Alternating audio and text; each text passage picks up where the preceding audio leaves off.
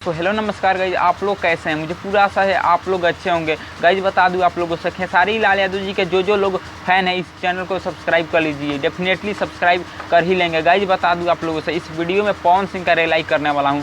Guys बता दूं आप लोगों से, खेसारी लाल यादव जी का एक गाना आया था बर्फ संग, और खेसारी लाल यादव के इसी धुन पर, इसी कंपोजिशन पर पवन सिंह साला चुतिया खेसारी लाल यादव का कॉपी कर लिया। और काफ़ी लोग ऐसे जो फालतू के यूट्यूबर हैं, जो पवन सिंह के चमचे लोग हैं, बोलते रहते हैं कि खेसारी लाल यादव कॉपी करता है पवन सिंह का। खेसारी लाल यादव के कई गाना कॉपी कर लिया है पवन सिंह। चुतिया में चुतिया है पवन सिंह। और बोलता है एक राजन सिंह मुकुट है साला भोसड़ी के माधर चोद वाला, इस साला बोलता है कि खेसारी लाल यादव कॉपी करता है पवन सिंह के गाना। लेकिन खेसारी लाल यादव का ऐसा कई गाना है जो पवन सिंह चोरी कर लिया है, कॉपी कर लिया है।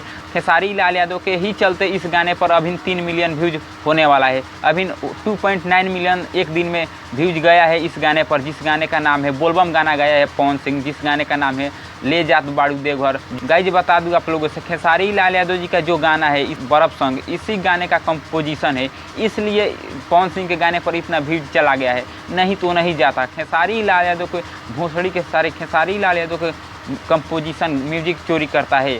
शर्म करो पवन सिंह, बाप का गाना चोरी करके अपना पेट पाल रहे हो।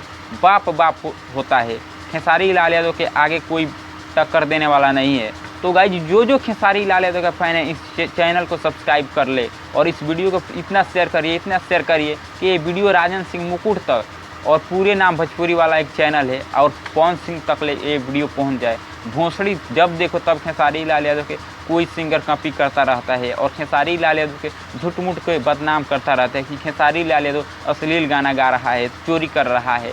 खेसारी लाल यादव एक ऐसा बांदा है कि खेसारी लाल यादव के भोजपुरी इंडस्ट्री में हर एक सिंगर कॉपी करता है।